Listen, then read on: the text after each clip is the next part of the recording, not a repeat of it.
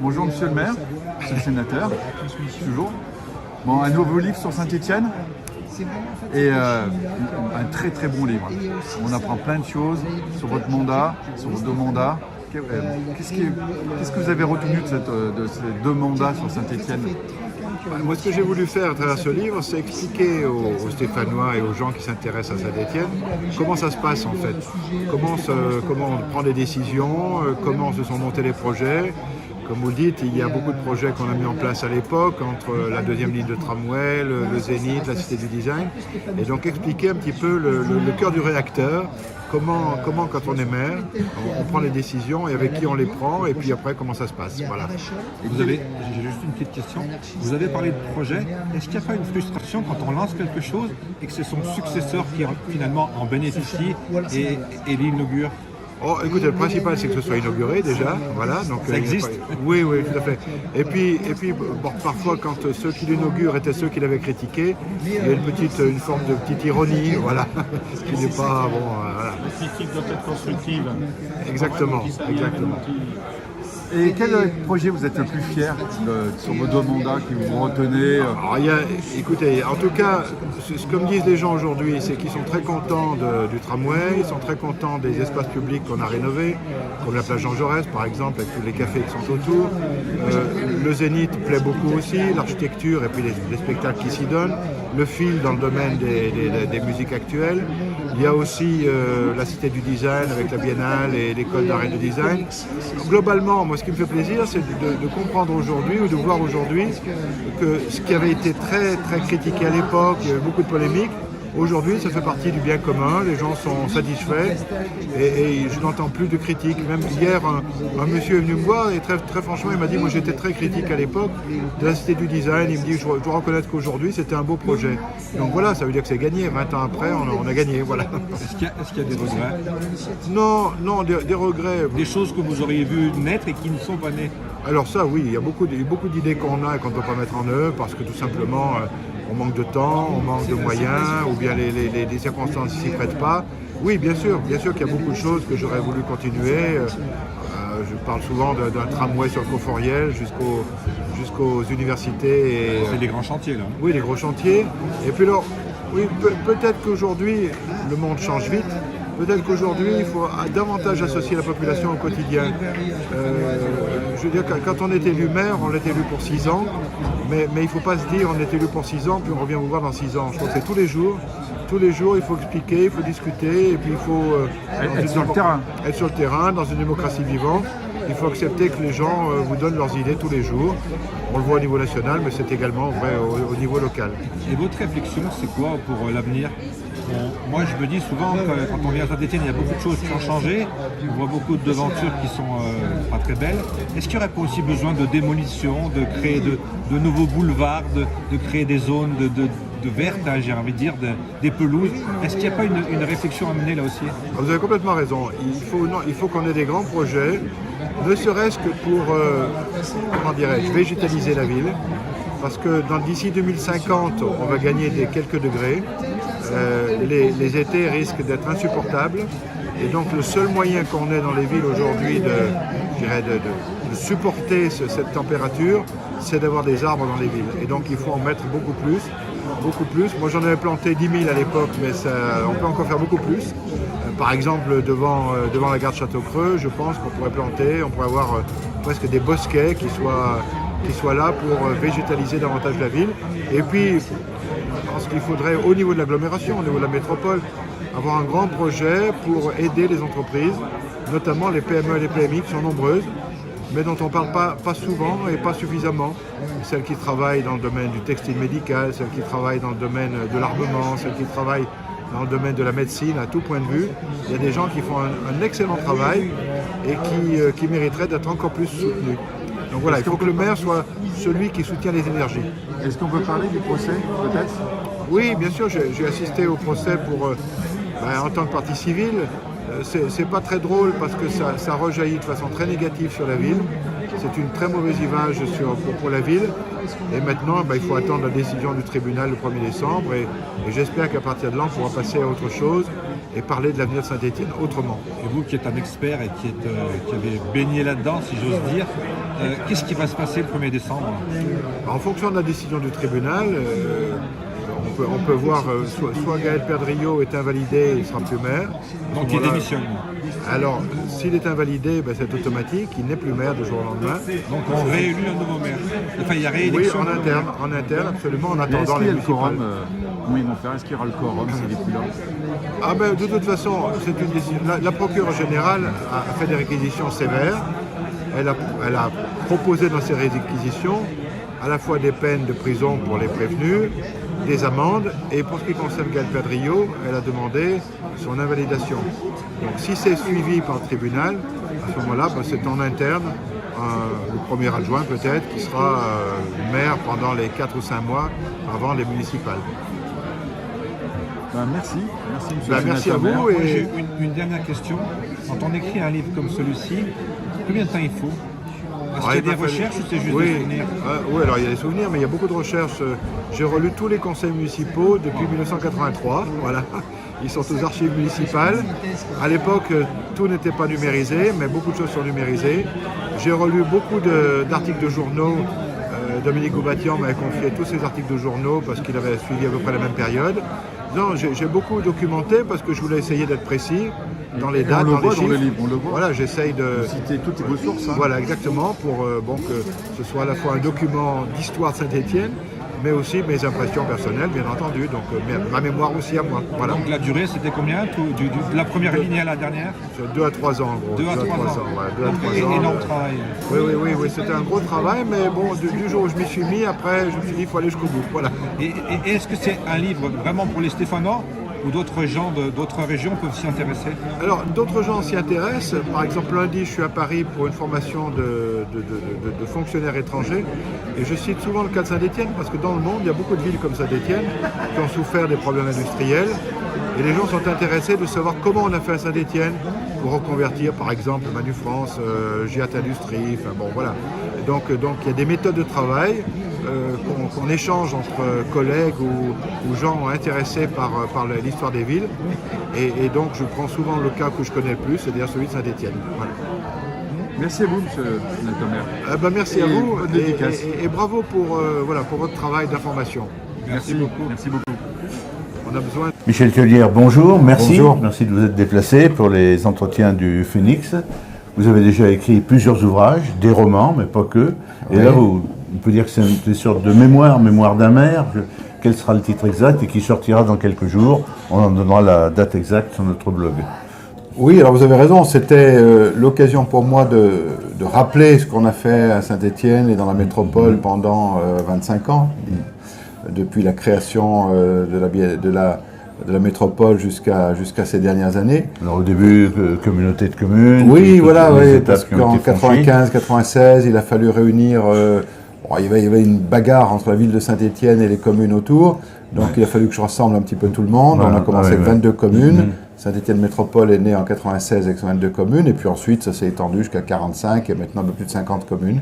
Donc c'était une belle aventure, une très belle aventure, parce que tout seul on ne pouvait rien faire, chaque commune dans son coin ne pouvait rien faire, donc il fallait vraiment s'unir à la fois pour le développement économique, pour le développement universitaire, pour permettre aux jeunes d'avoir du travail dans la région. Donc c'était une belle aventure commune, et donc j'avais envie de raconter cette histoire de la naissance de la métropole, de la naissance de grands projets comme la Cité du Design, le Zénith, et qui nous ont rassemblés avec les collègues dans un esprit qui était vraiment communautaire.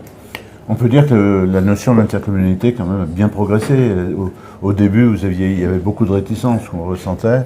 Oui, c'était un peu chacun chez soi, l'esprit de clocher, et puis on s'est aperçu au fil du temps que tout seul on ne peut rien, ne serait-ce que pour aménager le territoire, pour avoir des transports publics dignes de ce nom, pour avoir des zones d'activité qui accueillent les entreprises, pour avoir des projets phares qui nous distinguent un petit peu dans le paysage des grandes métropoles, ce que font aujourd'hui par exemple la Cité du Design ou le Stade Geoffroy-Guichard ou le Musée d'Art Moderne.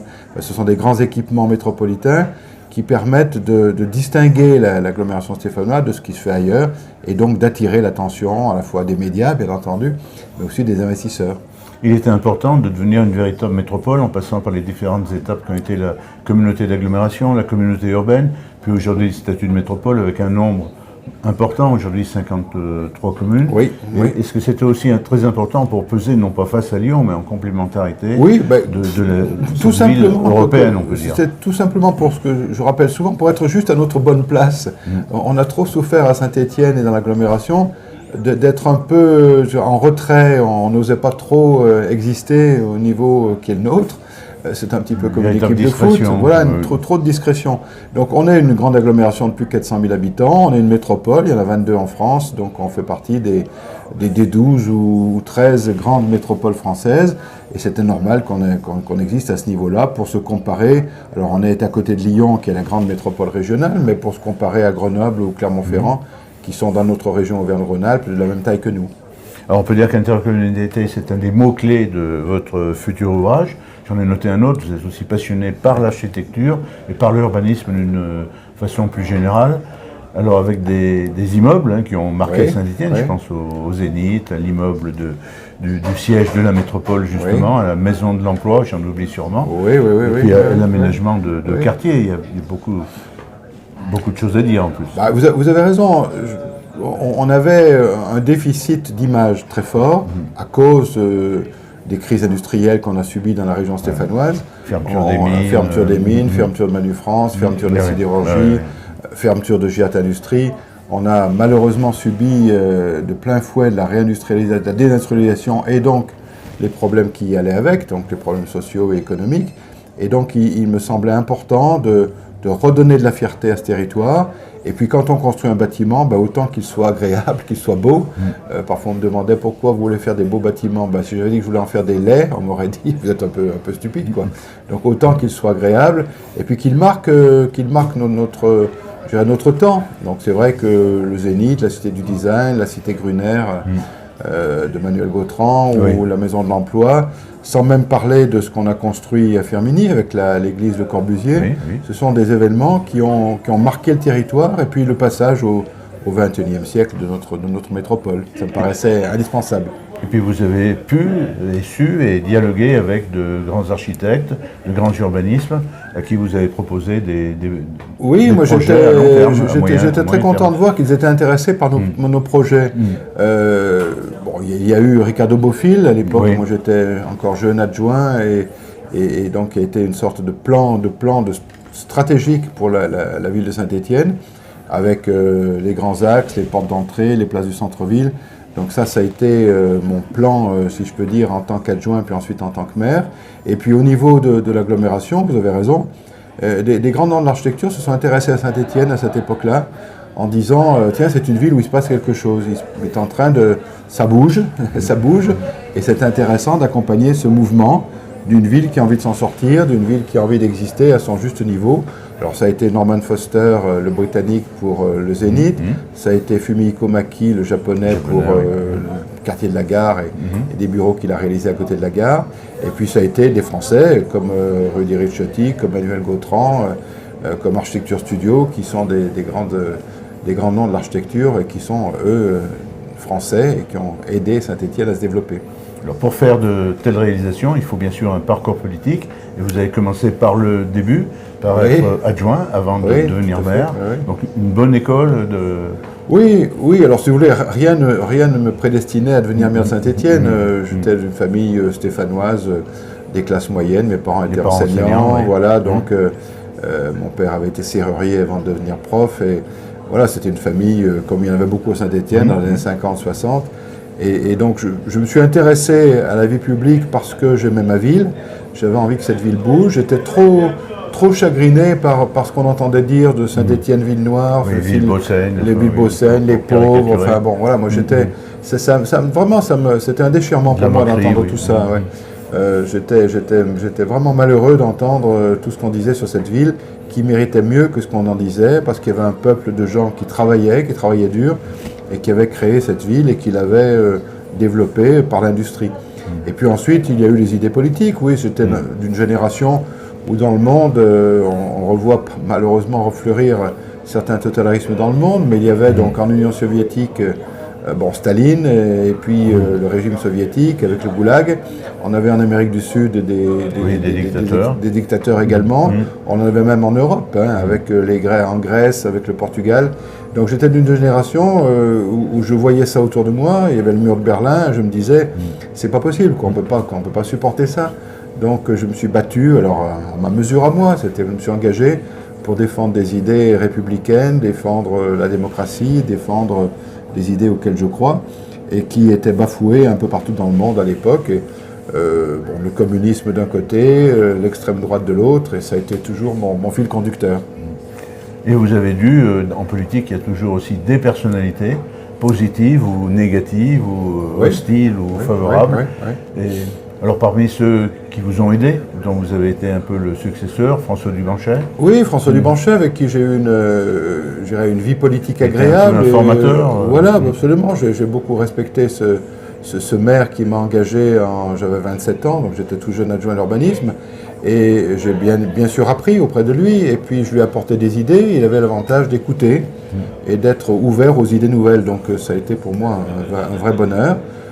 Ensuite, quand j'ai pris les rênes après lui, je me suis entouré aussi de gens que je respecte et qui m'ont beaucoup appris aussi, parce que... Il fallait composer aussi pour des raisons politiques. Bien sûr, bien sûr. Écoutez, il faut faire une équipe. Alors faire une équipe, ça veut dire trouver les meilleurs dans leur discipline, si je peux dire. C'est comme une équipe dans le domaine sportif.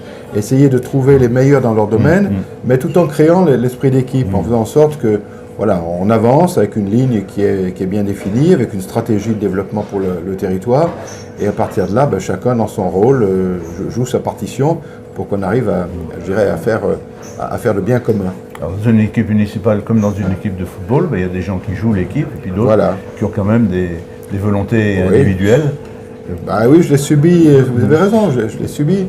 À un moment donné, c'est-à-dire que, quand Gilles Artigue a décidé de faire sa liste contre nous, ça a été un crève-cœur parce qu'il avait été avec nos côtés, puis il a décidé de partir de son côté. Ça a déclenché la défaite de 2008, ce qui était, de mon point de vue, regrettable, non pas pour moi uniquement, mais parce qu'on avait enclenché une dynamique. Des projets aussi. On avait des projets, on avait enclenché une dynamique et ça mettait un frein à tout ce qu'on avait envisagé ensemble. Donc ça fait partie de la vie politique en particulier, mais ce n'est pas des moments très agréables, vous avez raison.